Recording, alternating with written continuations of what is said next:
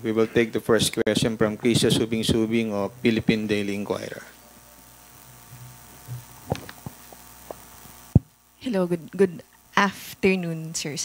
Sir, una po, kaninang umaga nag-issue na po ng resolution ng PICAB revoking the licenses of the 9 Diskaya companies po in relation to their admission na they join biddings together po. Comment lang po on that, sir. Well, una sa lahat, siyempre, tama hong ginawa yon, tama ho na revoke. Pero ang tanong din nating mga kababayan ngayon ay, bakit ngayon lang?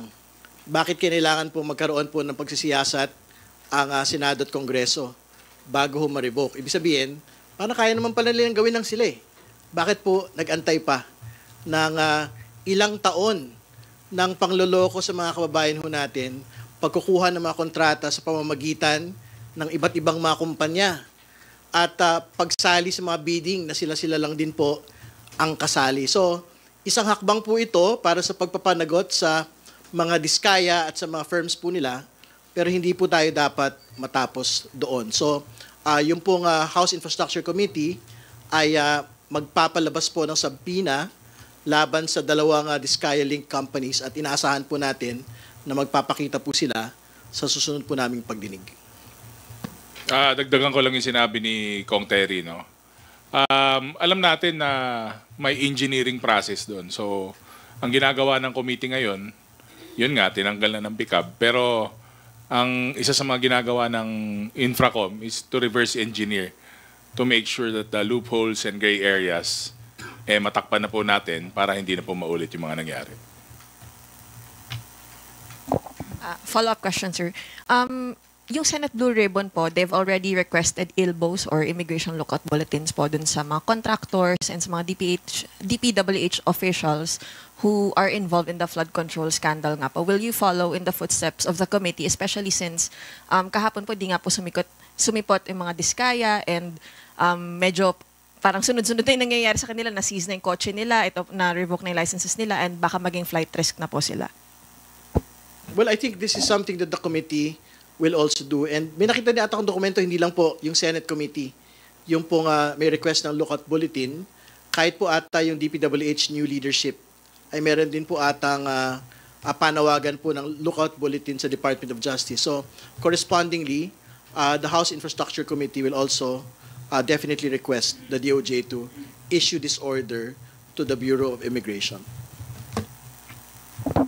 Last question na po. Sir, in relation naman po dun sa isa sa mga pinakamalaking findings ng committee kahapon, yung admission nga po ni District Engineer Henry Alcantara po. What did you make of his excuse po na he was just negligent po when he signed the completion certificates for the ghost projects in Bulacan po? Negligence is going to be his defense in court. And this is something that we reject. We rejected it yesterday and we reject it today. District Engineer Alcantara intentionally defrauded government in not implementing the Baliwag Bulacan Ghost Project. He was there in the beginning. Ibig sabihin, doon po sa pagpirma ng kontrata. He was there in the first signing of the check, issuance of the check. Doon po sa ata yung paglalabas po ng resibo. Ang kulang na lang ho namin yung dulo, kung kasali pa rin ba siya pinakadulo na pumirma dito po sa issuance po ng cheque sa Sims Construction Trading. So, again, he can make the defense na negligence ho siya, pero obviously yung negligence ho, hindi yung totoo eh. Ikaw yung head of agency. Ikaw yung boss ng opisina. Hindi ba? So, you cannot pin the staff down, you cannot pin the ordinary employee down. It was you who was the boss in the District Engineering Office. Wala hong iba. Ang huling pirma ay kay District Engineer Henry Alcantara. So meron ho siyang aktwal, direktang, mabigat na pananagutan dito po sa ghost project po na ito sa Baliwag, Bulacan.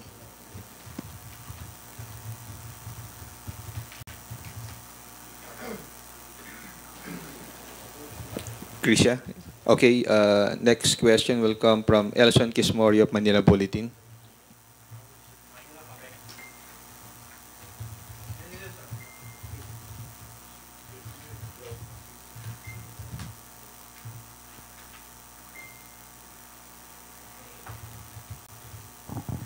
Hello, Kongs. Good afternoon. For Kong Terry po, it was an 8-hour hearing yesterday. Kindly give us your assessment po of the information po na we found out yesterday. Well, I think magkakasama ho kami ni Deputy Speaker Paulo, no? Dito po sa mahabang hearing po na ito mula umpisa hanggang dulo.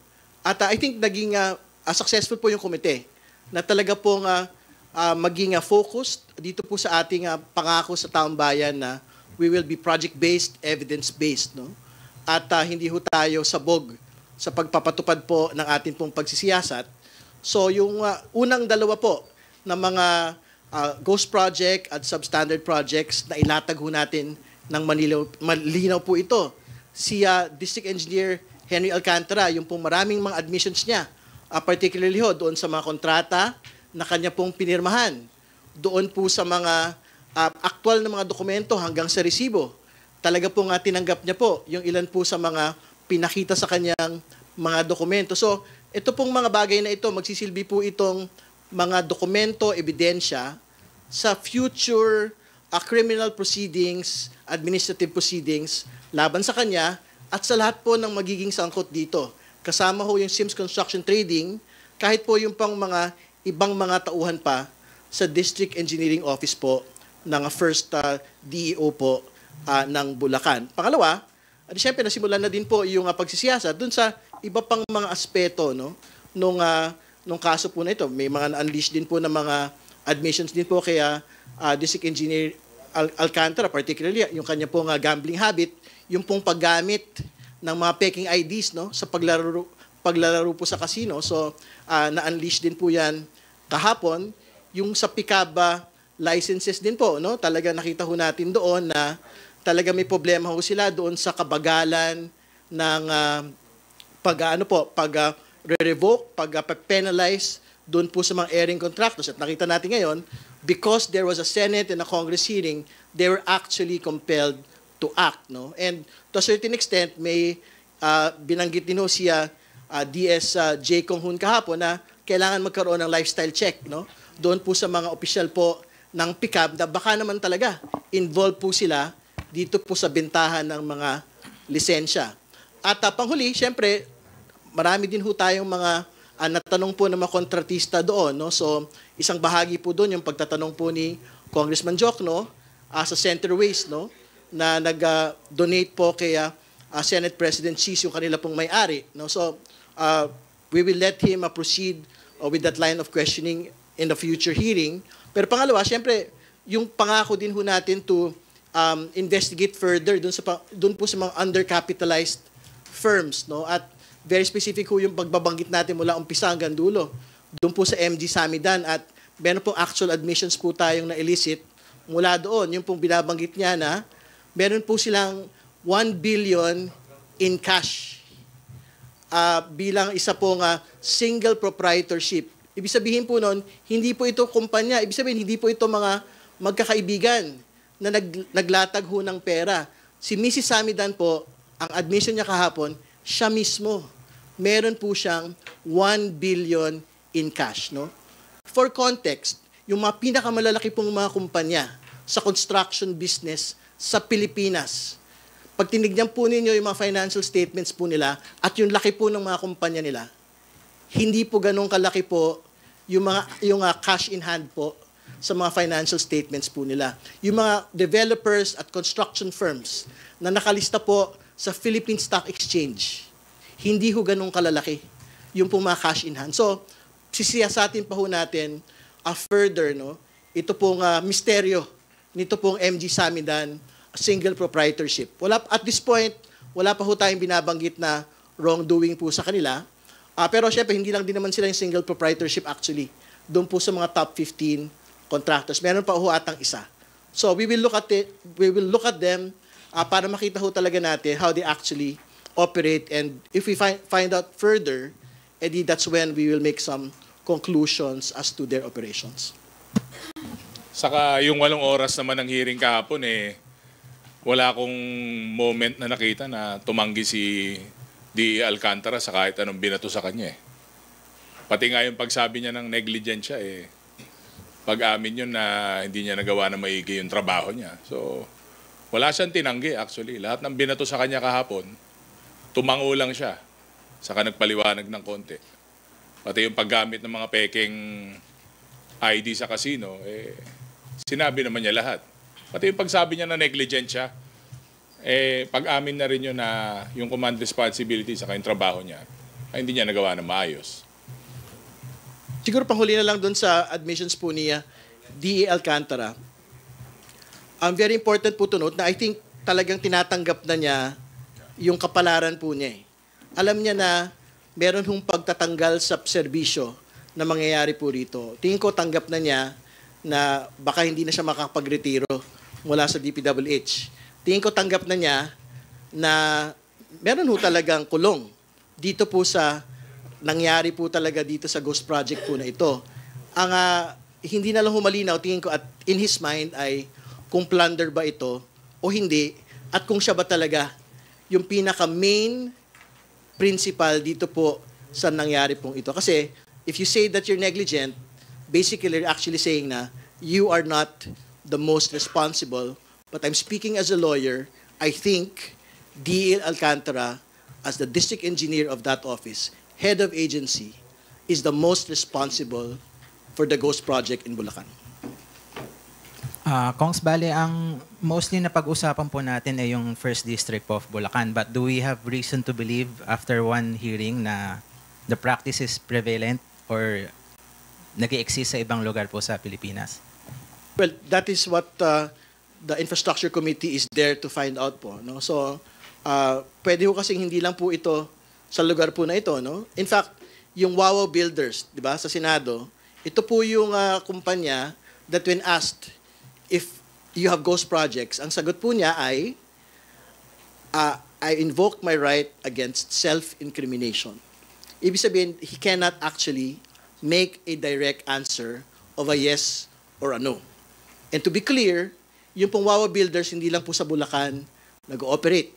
Nag-ooperate po siya sa iba't ibang mga lugar pa po. No? So, it is not just confined to that particular district engineering office. No? So, pwede ho tayo magsimula doon sa pag-tilad-tilad po ng mga Wawa projects kung meron pa silang ibang ghost projects. Kasi I'm quite certain the entire setup of syndicating it in that district office, if there's a ghost project in the next district engineering office, malamang it's the same setup po. So, as soon as we get to that point, titignan po natin. Last na po from my end po. Kuha na lang po na reaction. Senator Lacson has flagged 51.82 billion worth of vague and distinct insertions in the 2026 NEP, supposedly for flood management programs in NCR and Regions 1, 2, and 3. In the context po ng mga nakita rin po na discrepancies ni DS po no, sa NEP, yung pong sinabi niya last week, ano pong masasabi po ninyo doon? Well, una sa lahat, ang last touch sa National Expenditure Program ay hindi po Kongreso, hindi po Senado, kundi ang Department of Budget and Management. Ang first touch sa NEP, particularly sa DPWH, sa mga infrastructure projects, ay wala pong iba, kundi po yung DPWH. In fact, doon po sa hearing kahapon, yung pong tatlong proyekto sa Bulacan, NEP-originated projects. Anong sabi ng District Engineer, Henry Alcantara? Siya daw po yung nag-propose nito pong mga proyekto po na ito. So basically, the DE was the one who proposed, the DE was the one who implemented the project. Hindi ba? So, I think that question is properly asked actually to the executive and not to Congress. Sundan ko lang yun, no? Pati sa akin po, I can use my district as an example. Sa classrooms po, may mga completed na na-submit dun sa NEP na cross-match namin sa master list. So, parang sinusundan ko lang yung mga sinabi ni DS po, no, na may mga ganong issues with regards to the budget. So, kaya nga po maganda na sinisiyasat ngayon para makita po natin yung kung may mga nadoble man o napondohan, parang magkaroon ng refunding yung mga completed na project. So, part of the process siguro lahat to. Thank you po. Thank you, Elson. Tina Panganiban Perez from GMA7 is now recognized. Good afternoon po, sir. Kong Terry Ridon, sir. May binanggit po kayo kanina na hindi malinaw sa mind niya, meaning Engineer Alcantara, kung plunder o hindi yung haharapin niya. Sa mind niyo po ba at sa mind ng members ng Infracom, malinaw na kung anong ikakaso? Sa mind ko po bilang chair ng House Infrastructure Committee, as soon as I've seen the documents and as soon as I've heard the admissions of District Engineer Alcantara, ang malinaw po sa akin ang maximum criminal charge na pwede po ikaso kay District Engineer Alcantara sa Sims Construction Trading, yung kanila pong managing officer po doon, at lahat po ng mga involved na mga taong DPWH doon po sa District Engineering Office po na yon, ay kaso na hindi po bababa dapat sa plunder. Again, ang project amount po ay 55 million. Ang threshold for plunder ay 50 million. Kailangan po natin bumalik dun sa naunang mga plunder charges nung nakaraan na naging successful. Yung po Bureau of Immigration na pinagparti-partihan ho nila yung 50 million na nakuha po doon sa ilan po sa mga linoko ho nilang mga tao, plunder ho yun hindi ba? Ganun din ho yung nangyari dito sa Bulacan. Ginost nila. So therefore, pinera ho nila. So syempre, his defense will definitely be na, hindi naman ako kasali dun sa dulo kasi nga linipat na daw siya, hindi ba? Sa ibang lugar. But again, if you're there from the beginning, and again, if you're the main principal of this district engineering office from the beginning, from as far back, I think, as the old government, meron kang main responsibility for this particular plunder charge kahit nailipat ka pa sa bandang dulo na po ng project implementation. Sir, this early, can the committee draft a recommendation already to file these charges? And aside from plunder, may iba pa po bang pwedeng ikaso? Well, marami yung pwede talaga kaso dyan. So, syempre, may graft na pwedeng ma-accompany po dito sa plunder charge. Meron pong, syempre, yung pag-admit po niya ng paggamit po ng mga fake IDs para makapasok po sa casino. Meron din pong kaso yun kasi bawal po talaga yung mga empleyado ng gobyerno na nagpupunta ho sa casino. So, at the minimum ho talaga, meron ho talagang mga kaso, criminal or administrative, na pwede po talaga maisampa laban sa kanya. Pero gusto ko namin kumpletuhin din talaga yung picture kasi siya pa lang naman yung nakausap po namin.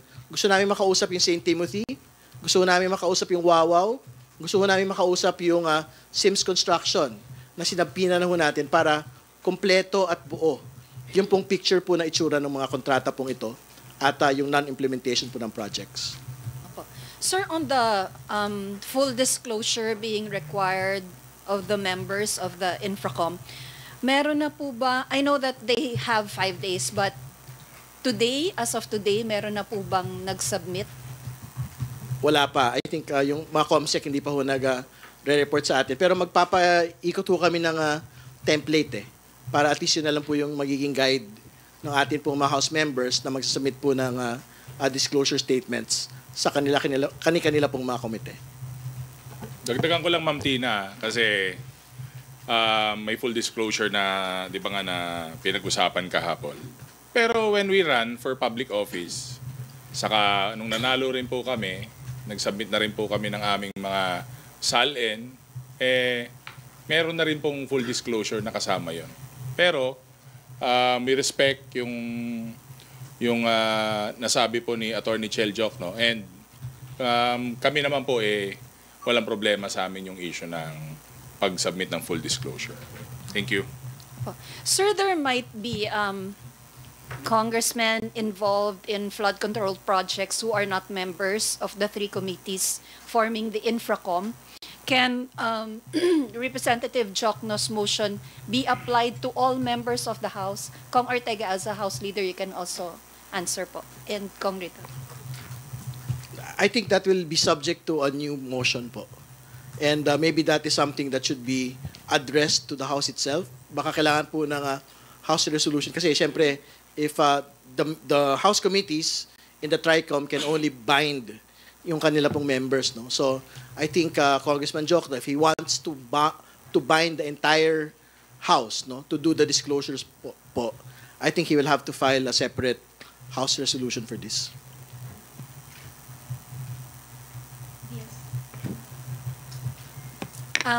Maiba lang po, Kong Ortega, yung sa resolution po ninyo, changing the age requirement of certain candidates through a charter change, constitutional convention. And syempre, you were here during the press conference of DS Puno, yung nakikita natin yung very strong na stand niya with the Constitutional Convention. Tayo naman po, syempre, kailangan nating suportahan yung ating kasamang DS. And yung sa akin naman yung RBH po natin is ito po yung pagbaba ng age, pag-lower ng age ng mga nais pong tumakbong senador, presidente, saka vice president. So, for senators po, from 35 to 30 years old, tapos presidente, saka vice president, syempre, maaari na pong tumakbo yung 35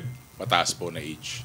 So, something to look forward to kasi nakikita naman natin po sa panahon ngayon, parang makapal po ang porsyento, makapal po ang percentage ng ating young voters, young middle managers, saka mga kabataan po. Kita nyo naman po dito sa Kongreso na ang dami pong young guns na nandito. Diyan din po yung mga hotshots na kasama natin. Si Kong Terry, isa po sa mga pinakabata na chairperson natin. So, I think it's high time na ibukas natin ang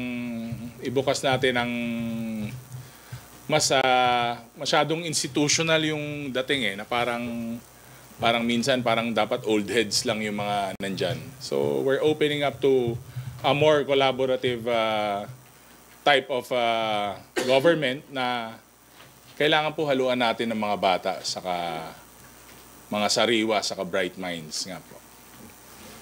Thank you po. Thank you, Tina. Melalis Moras from PTV4.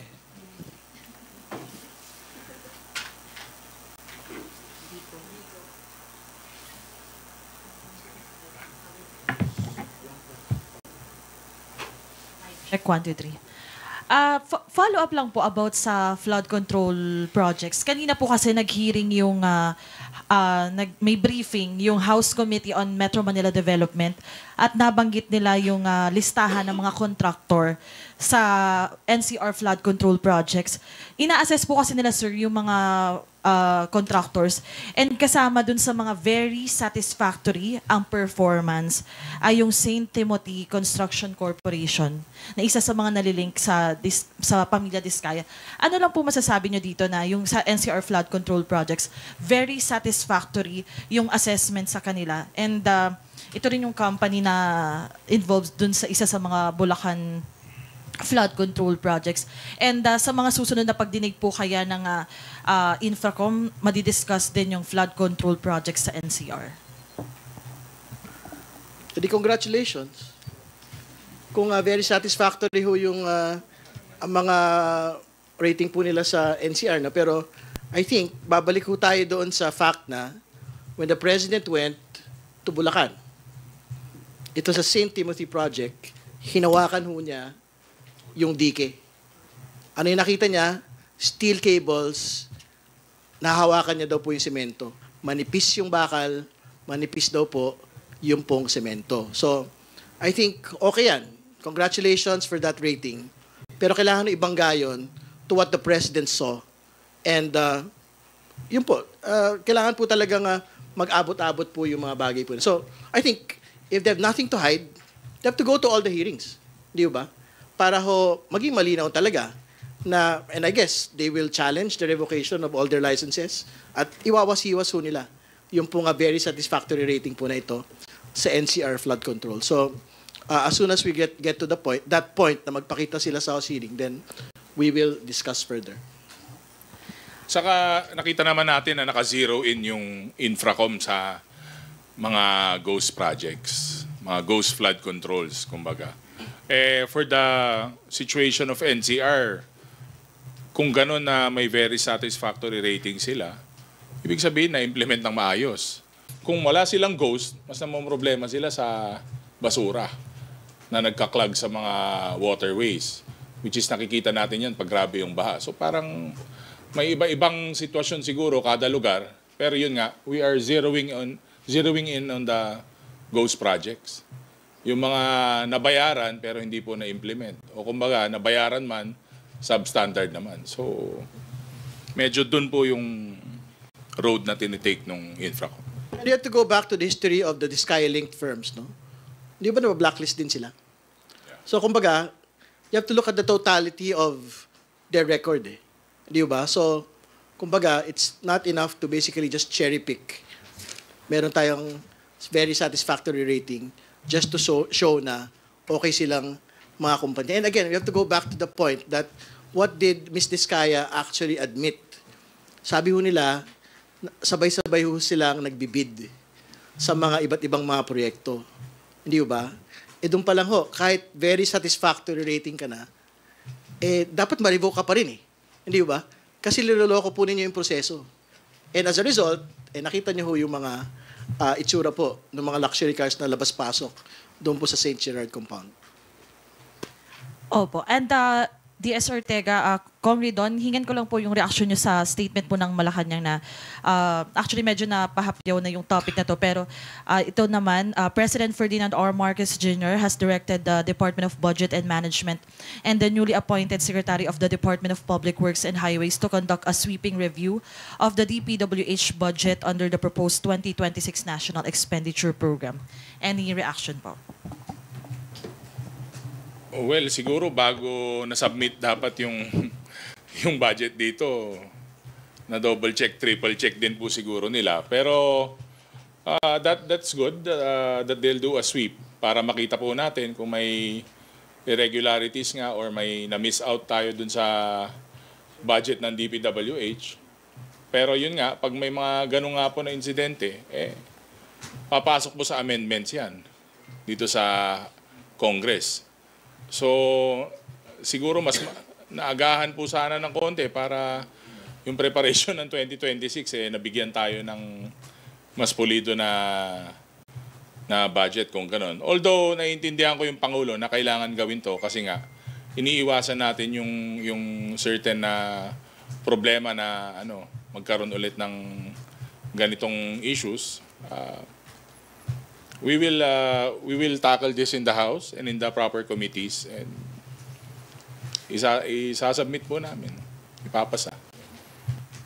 Again, to be very clear, hindi naman po kasi bago din yung findings, no? Si DS Puno, may talaga siyang nakita, sina Congressman Teodoro, may nakita silang nag-uulit hindi ba, na mga line items. And ang totoo, the burden of this particular review is on DPWH and on the DBM. Ibig sabihin, like what DS Puno had previously stated, parang di naman sila stenographer lang. Kumbaga, they have absolute discretion over the budget.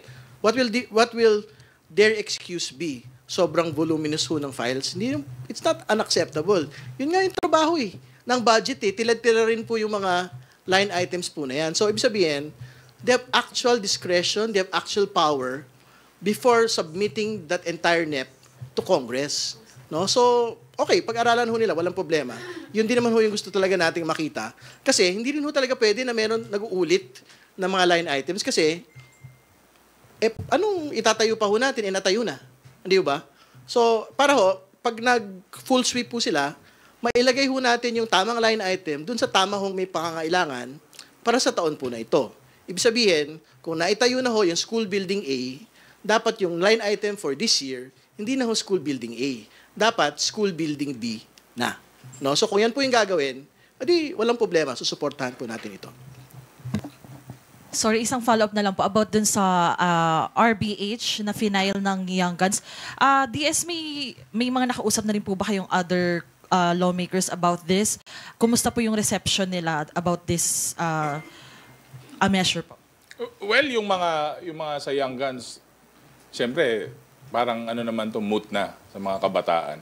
Actually, even in the local government, mapapansin nyo sa local government, marami na rin pong bata, mga up-and-comers. So, why not do it in the national stage? Ang dami pong young and bright na public servants dyan, mga non-traditional, marami pong traditional, marami pong iba, kailangan may variation eh.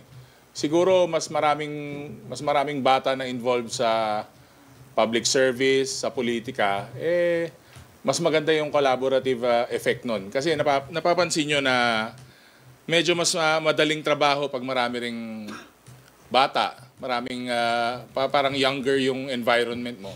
Medyo mas madali po yung trabaho. Kung naalala nyo po nung mga naunang press con po ng Young Guns.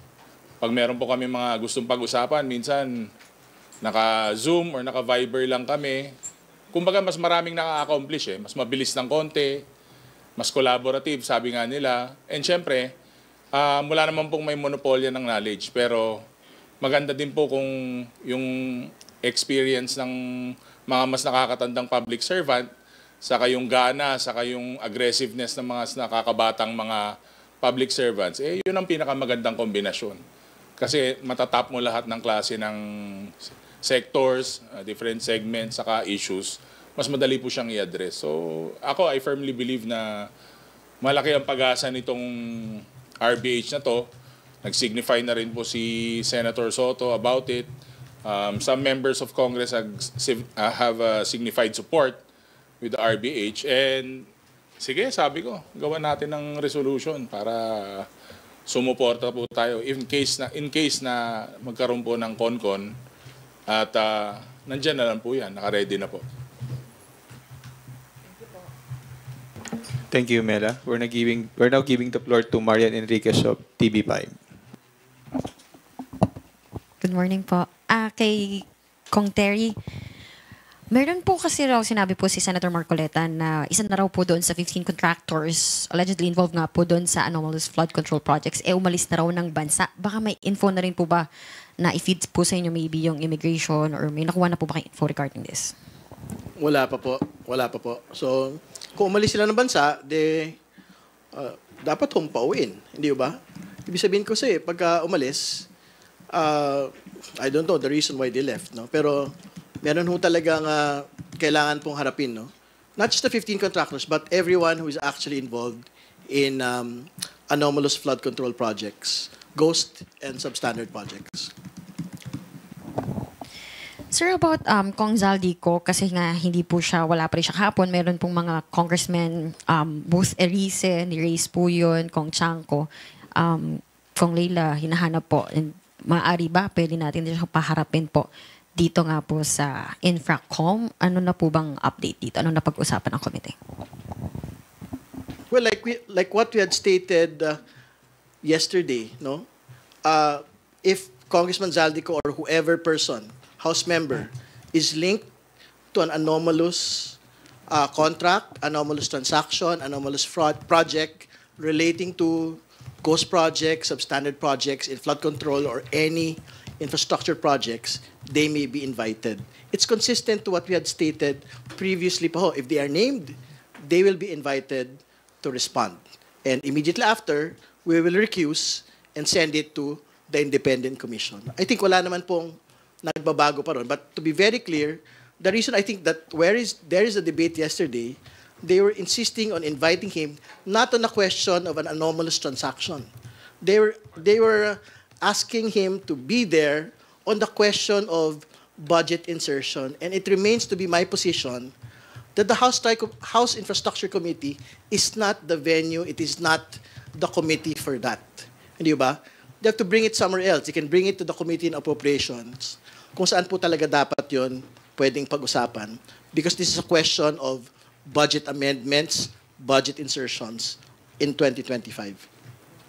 Sa kadagdagan ko lang, no, nakita naman natin na pag nagko-committee hearings kami dito, committee meetings, may mga referral po na kasama yon na coming from our congressmen and women. So wala po siya sa kahit anong referral. Kaya nga po, nakita po natin si DS Janet, sabi niya, kailangan po masunod to para tuloy-tuloy yung hearing. Siguro po, advice lang, pwede naman nila sigurong tawagan. Baka may number po sila para yung mga immediate questions nila, baka pwedeng sagutin. Mag-uusap sila sa telepono. Pag nasalubong nila, kausapin nila. Pero sabi nga ni Kong Terry, that was not the proper forum for that. And pag na-raise yan sa proper committee, then it should be tackled. Dapat pag-usapan. Yun lang po. Thank you, sir. But yung SunWest Corporation po, link po kay Kong Zaldi, who's also mentioned po dun sa 15 contractors, may nag-reach out na po ba sa kanya regarding this? Or papaharapin po ba siya regarding that? Like, of course, I cannot speak for SunWest. That's a private contractor. No? Pero the SunWest was there yesterday. Actually, if people wanted to ask SunWest about projects, congressmen can actually ask SunWest about projects. No?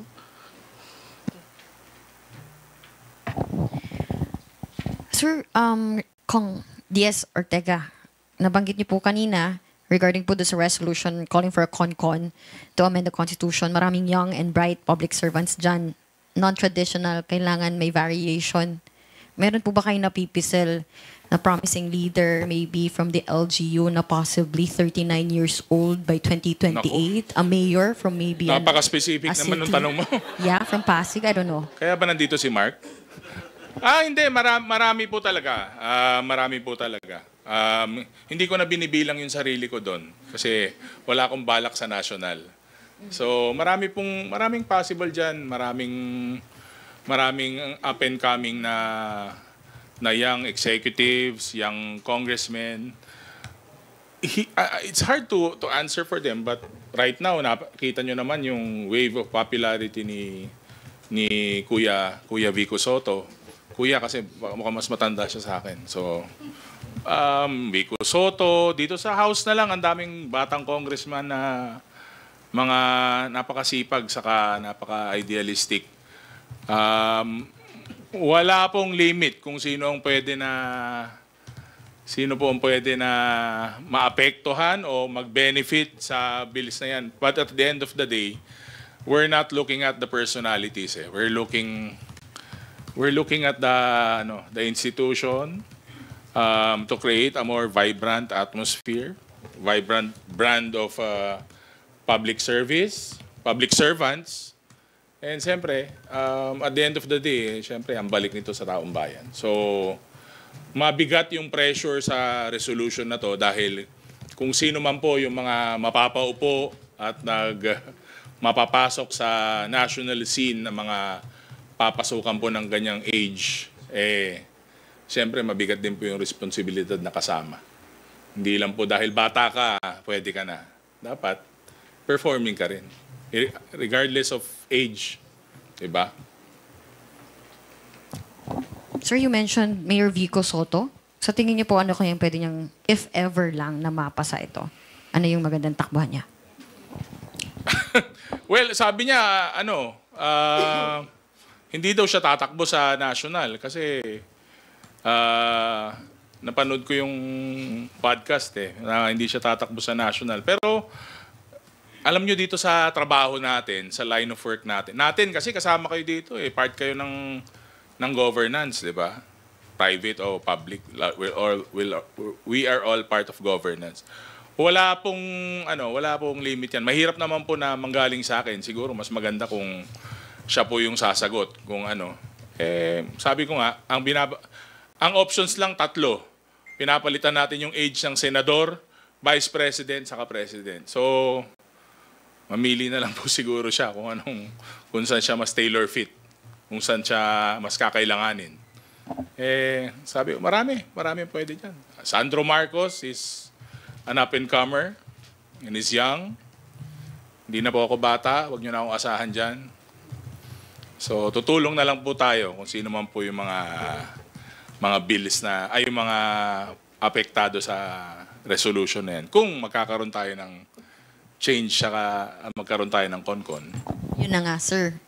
Medyo challenging po kasi raw yung pag-tackle pa ngayon or even put up a CONCON, lalo na budget Ganyan restraints. talaga pag young guns, optimistic. How optimistic are you po na mapupush pa ito? 86.7%. Very specific. Salamat, Marian. Bibian Gulia from ABS-CBN 2. Hi, sir. Good afternoon. Follow up lang po dun sa tanong about the RBH that you filed. Sir, can you say na, or can you not say na ito pong growing popularity ni Mayor Vico Soto, isa po ba to sa mga triggers for filing of the RBH? Hindi naman. It has been thrown around nung councilor pa ako, ganyan na eh. Baka kailangan ng mga mas batang senador, kailangan ng mga mas batang vice president, baka we need a younger president. Mga ganun, marami na. It has been thrown around for more than 10 years sa tingin ko. Pero ang tagal na rin ni Mayor Vico, sabihin mo na, entering his last term, di ba? So, siguro may emergence tayo na nakita. Dito sa House, may emergence ng young guns, may emergence ng mga local government politicians, public servants. So siguro mixture na talaga yan, amalgam. Kumbaga pinaghalo-halo na. But again, sabi ko nga he's very popular. I can give him that. Pero popular siya dahil sa ginagawa niyang trabaho. Hindi siya popular dahil he's a Soto, he's not just popular because of his parents. Hindi eh. Sabi ko nga, he's gone beyond that. Nalampasan niya na yung mga ganong dynamics. Hindi na siya pinag-uusapan. And when you're a public servant, yun ang end goal mo.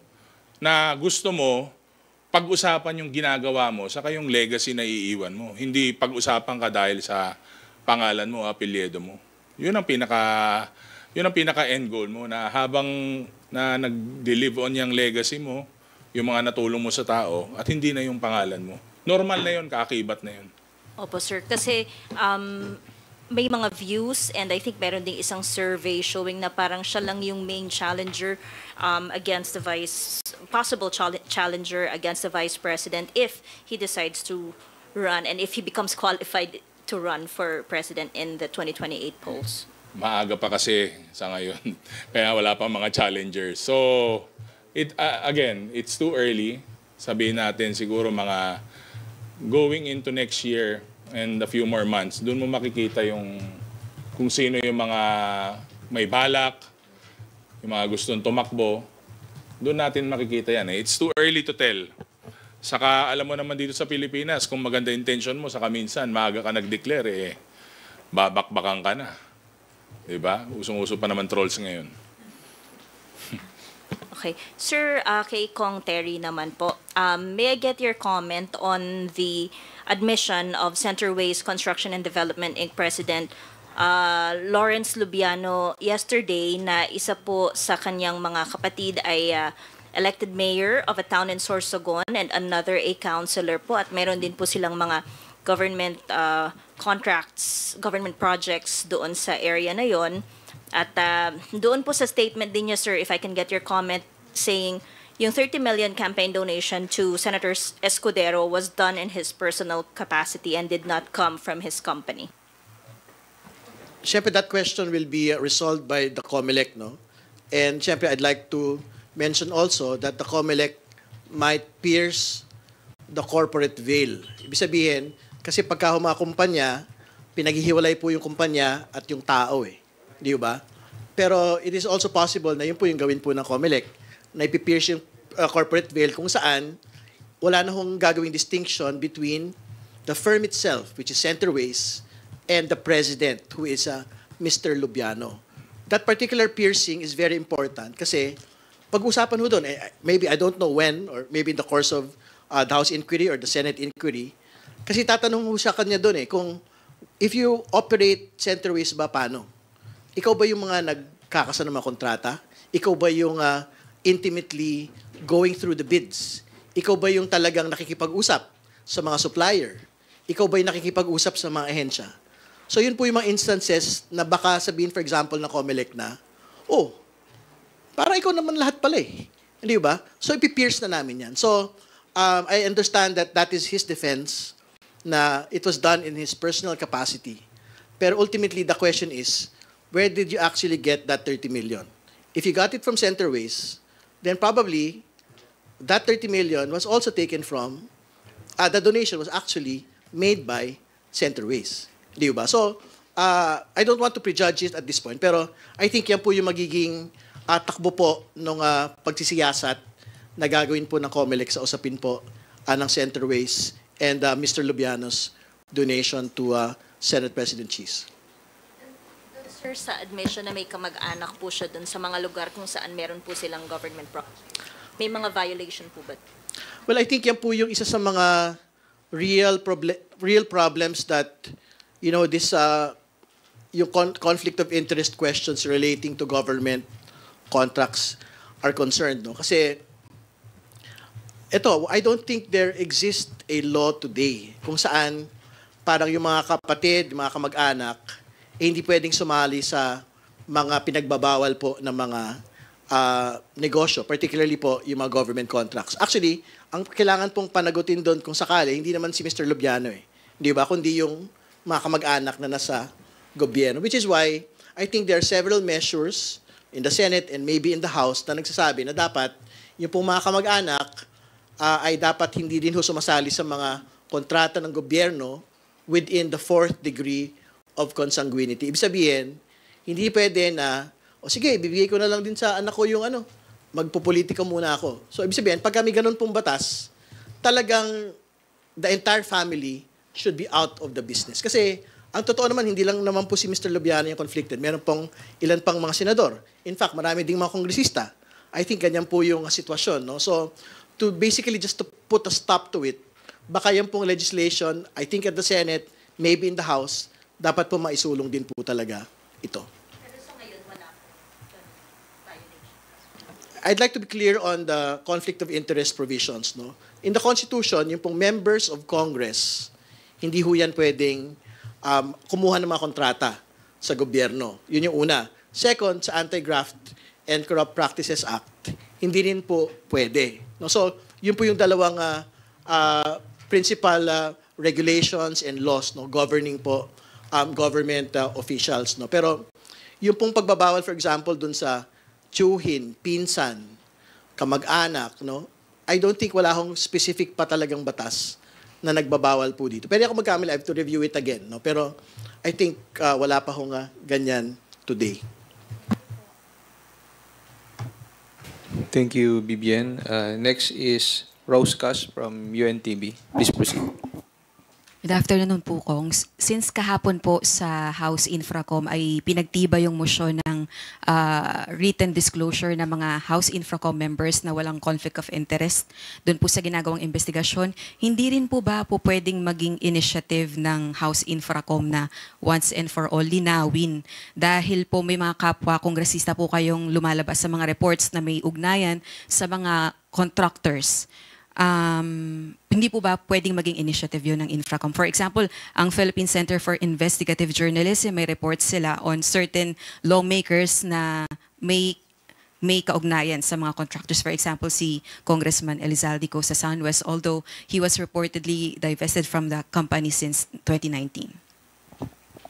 So, what is the question? I'd like to be clarified with the question again. You wanted us to be a little bit more proactive, ganun ba? Yes. Kung pwede nyo po bang initiate para po ma-clear or magkaroon din ng chance yung mga mambabatas na to na nare-report na may link pa rin dun po sa mga contractors? No, I think yung pong disclosure requirement, yun na po yung ipapatupad po natin. Kasi, again, to be very clear, in that disclosure, the template that we're looking at today, hindi pa siya final, i-check nila if they are conflicted or not. So, if they're not conflicted, okay, i-check lang nila yun. If they're conflicted, i-check din po nila. So, it's not just a mere document. They have to sign it and they have to go to the notary public and sabihin talaga. At ibig sabihin, in the event, for example, na find out na hindi naman pala totoo, conflicted ka, di ba? May problema yun. Kasi basically, pinerdure po ng House member yung sarili niya. Kaya lang, sir, limited lang siya dun sa mga members ng Infracom. For example, si Congressman Elizalde Co, na matagal nang hinihinga ng panic tungkol sa mga issue na lumalabas, hindi kami nakakakuha ng statements from him, pero kayo, hindi naman siya member ng Infracom, di po ba? So, limited lang kasi, di ba, sa Infracom members yun pong written disclosure. Tama po. Limited sa mga Infracom members, no? I have to check also if yung mga ex-officio members will also be asked. Kasi they can sit and vote So, in the hindi- committee. So hindi po pwedeng gawin yun sa mga non-members. We can only bind our own members as a committee, no, yung 3 committees po involved in Infracom.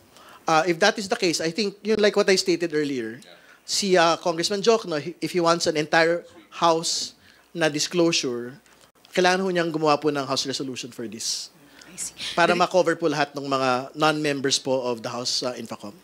The reason I asked the question kasi kahapon po, when Navotas City Representative Chanco was asked kung pinoprotektahan daw po ba ng House leadership si Congressman Ko, he said, hindi ba obvious? So ano po yung reaction niya dun? Well, opinion niya yun eh. We are governed by the rules and the House rules. So sabi ko nga, baka if marami na siyang tanong, pwede niyang tawagan eh. Pwede niyang kausapin personally. So, but again, he raised valid concerns which will be taken up probably by the House Committee on Appropriations. So that's the proper venue para dun talaga sa mga concerns niya. Para everything is official, hindi lang po nasa labas ng House, mapag-usapan. And at the end of the day, kaya nga po natin ilalabas to sa mga committees, sa mga pagsasagawa ng budget hearings ng House, is to improve the system. So, pwedeng-pwede po yun sa Committee on Appropriations.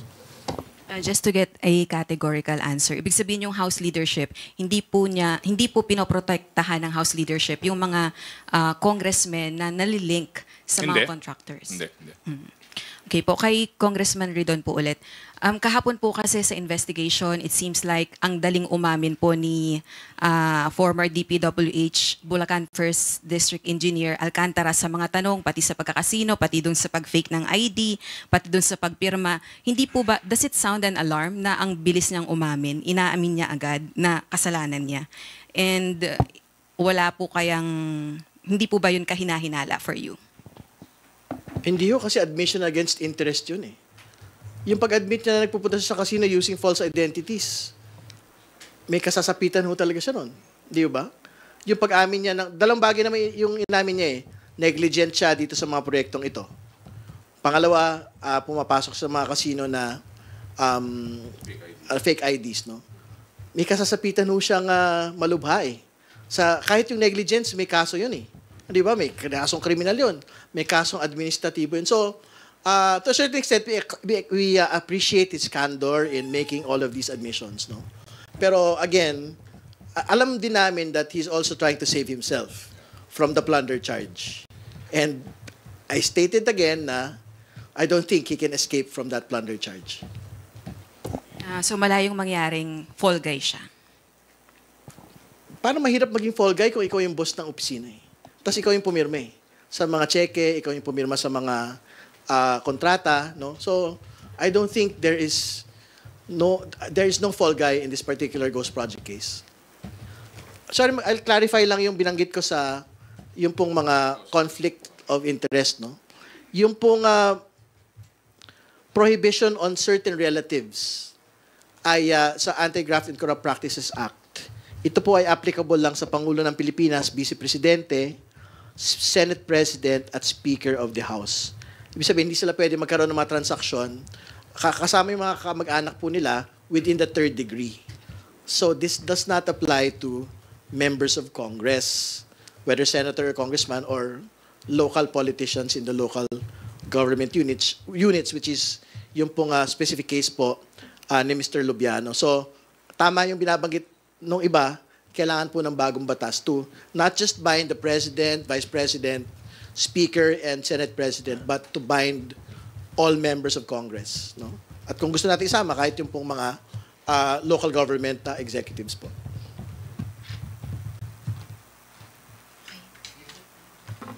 Thank you, Rose. We will now proceed with Lianesca Panti from GMA Online for her questions. Sir, good afternoon. Follow-up ko lang po yung sinabi ni DS Ortega, yung sa may finished classrooms na sa La Union pero funded pa rin under proposed 2026 budget. Would that be right? Dalawa yung nahanap lang namin. Magkano po ito, sir? 4 class, mga 2.5 million each lang. 2.5 million. Oo. Pero syempre, cross-validate naman po yun. So, So far, ito pa lang Nung- yung nakikita mo. at a glance lang eh, kasi we were looking at the sa DepEd. Pero siguro may clerical error or nadoble. Hindi naman ganun kadami, so baka nagkamali lang. So kaya, chinek din namin, syempre pag nag-request ng funding for classrooms, ganun, para hindi na po malagyan. Although, medyo malaki nga po yung backlog for classrooms. So, kung maraming lumang classrooms yung mga lugar, why not request for more, mas bagong classrooms? Sir, it's already your second term as lawmaker. Second term. Did you have previous experience na ganito? Nadodoble? I mean, finish na meron pa rin. Nito pa lang, hindi naman siya ganun ka-glaring kasi yung natapos naman is parang continuing lang siya. So parang 2 plus 2 classroom pero nandun pa rin siya. Siguro hindi klaro na na-finish kasi usually pag hindi naman ganun kalaki yung pondo mo by phase parang ganun. Although may theory ako kung bakit dahil di ba nga po hard hit kami nung bagyo nung nakaraang buwan. Saka syempre ang La Union lagi natatamaan ng bagyo. Baka meron po yung mga repairs na na-complete tapos nailagay pa na for additional classroom funding. So, maliit lang, 2 lang naman. So, baka nagkamali lang. Okay, sir. Sir, kay Kong Terry naman po yung isa. More on the legal side lang, sir. You mentioned kasi yung plunder. Experience kasi natin pag nagpo-prosecute tayo ng plunder charges. Laging nada-downgrade, nagpi-plea bargain. Kasi pag plunder, kailangan nakapangalan sa'yo and dapat nakuha mo yung 50 million and above na threshold. Conspiracy aside from conspiracy, dapat nakuha mo, dapat nakapangalan sa'yo yung account na nag-receive. Kasi yung recent experience sa Estrada case, staff yung nakakuha nung pangalan ng staff niya, yung dun pumunta yung supposed stolen fund. So,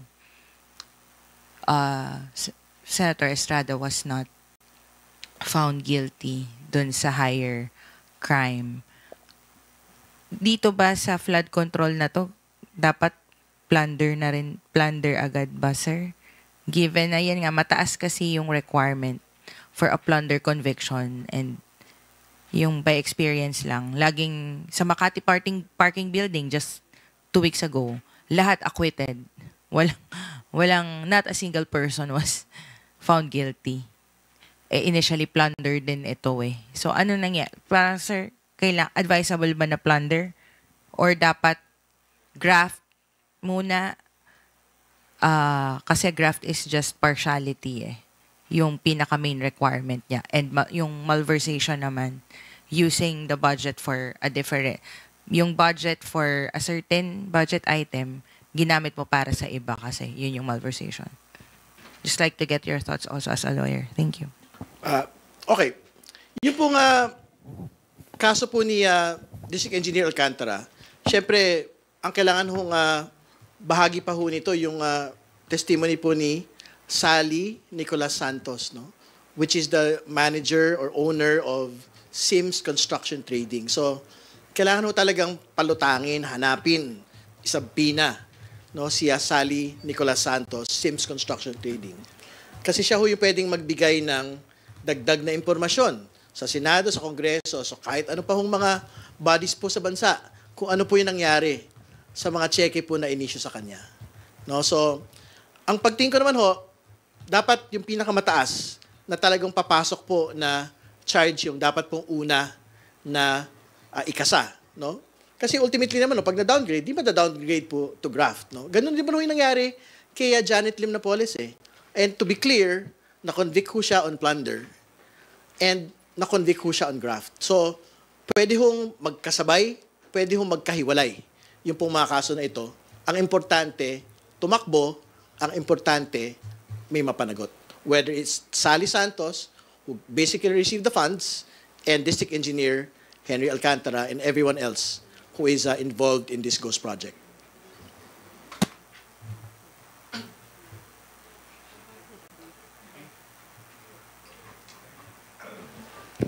Okay, thank you, Lene Escapanti. May we know if there are additional questions from the media? Okay, Red Mendoza from Manila Times.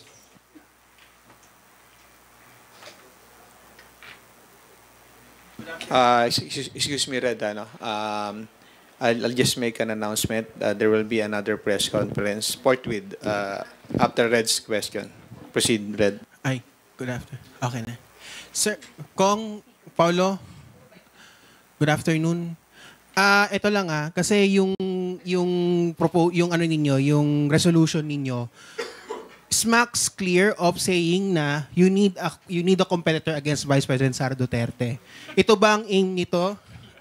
Ito ba ang aim nito na magkaroon ng kalaban si VP Sara kasi wala siyang kalaban technically and you need a younger person to have a viable rival against the Vice President? Hindi. Hindi yun, Red. Sure kayo, Kong? Oo Are you naman. sure? Kasi parang Sure ako yung nag-file eh. Hindi kasi Kong, marami nagsasabi social media, questionable to kasi parang ang dating, you're lowering the requirement for President or Vice President kasi walang viable na kalaban si Vice President Sara Duterte. There was a survey nga Bastanger si Vico daw ang viable. And but he's only 38. So Hindi. Hindi yun ang aim ng bill na to. okay. Kong Terry and Kong Paulo, kasi kahapon din po narinig ko na you're also angling dun sa tanong na inappoint ba si D. Alcantara ng previous administration. He said na he was appointed as DE nung panahon ni Mark Villar. But he was appointed as OIC AD or as OIC Assistant Regional Director nitong administration na ito. Marami nagsasabi na baka na naman ito ay maging isang Duterte fishing expedition. Your thoughts? Well, I think the fish has already been caught. There's no expedition to actually do. Kasi nga, he was actually appointed as DE by former DPWH Secretary Mark Villar. So, if it's a fishing expedition that you're actually worried about, it's finished. The fish has been caught. Di ba? And the Ghost Project has been undertaken with him as DE, not as itong OIC Assistant Regional Director, just to be clear. No? So, yun lang po. Nothing else. Pero hindi po ba na naman maging magtuturo na naman to sa previous administration without looking doon sa issues ng current administration 2022 to 2025? No, I think very clear naman po yung opening statement po natin. We will look at all the projects today and we will look at all the projects previously. If there is an anomalous contract, if there is an anomalous project, we will look at it. So, kumbaga, hindi ho siya actually time-bound. Okay. Last na lang po, yung kay Kong Saldico, yung sa issue niya about doon sa mga insertions and yung nga, parang nasabi nga, na-mention na nga po inyo in your previous explanations na parang hindi nga ito yung venue for the so-called investigation nga into Kong Saldico and yung mga di umano'y insertions nga. Pero what do you think po doon sa sinabi ni Kong Toby na wala daw siyang tiwala sa Congress investigating its own ranks? Na parang sabi nga, ni-mention na nga niya na pangalanan na you were supposed to invite Mayor Benji Magalong pero hindi niyo naman daw in-invite. Hindi pa. So, hindi naman namin sabi hindi namin invite eh. Pero obviously, like what you had stated, meron talaga siyang sinabi na pejorative against the committee. It was a slander to the committee. So we will leave it to Congress, to the committee members kung what they feel about the testimony of Mayor Magalong. But ako, katulad na sinabi ko, I will allow him to join the committee hearing provided that he does under oath two things. Disclose the 67 lawmakers, contractors. Second, yung pong lawmakers who are receiving 30 to 40% kickback. So malinaw po yun. Pero I cannot speak for the other members of the committee na talaga naman pong felt really slighted, slandered with the pejorative that is stated against the committee. Okay, yun lang po. Okay Thank you. po. Salamat, Red. While we are waiting for the next set of House leaders who will do another press conference, we will entertain, again, Krisha Subing-Subing from Philippine Daily Inquirer. Please proceed. Sorry, mabilis na lang po talaga to. Kong Terry, dun sa disclosure po na hihingi ng Infracom sa mga congressmen, how would you define conflict of interest? Would they have to check if kunwari may kamag-anak silang contractor, meron po silang campaign donor na contractor, ano po yung eksaktong magiging requirement for them? I think yung po nga requirement for them is the legal requirement lang po on conflict of interest. So, I think I have a draft. Pero we have to finalize it lang po a bit later. So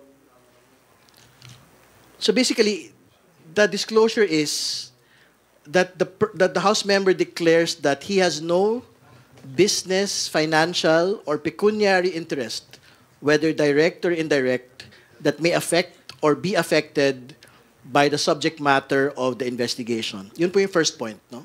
So it's just a yes or a no question. And your second point is that the House member understands that in the event of any conflict of interest, the House member is required to inhibit from participating in the deliberations and proceedings of the House Infracom. Salamat, Krisha. Once again, thank you, Deputy Speaker and La Union, 1st District Representative Paolo P. Ortega the Pip, and House Committee on Public Accounts Chairman and Bicol Saro Party List Representative Terry L. Redon for joining us this afternoon. Sa inyong lahat, maraming salamat po.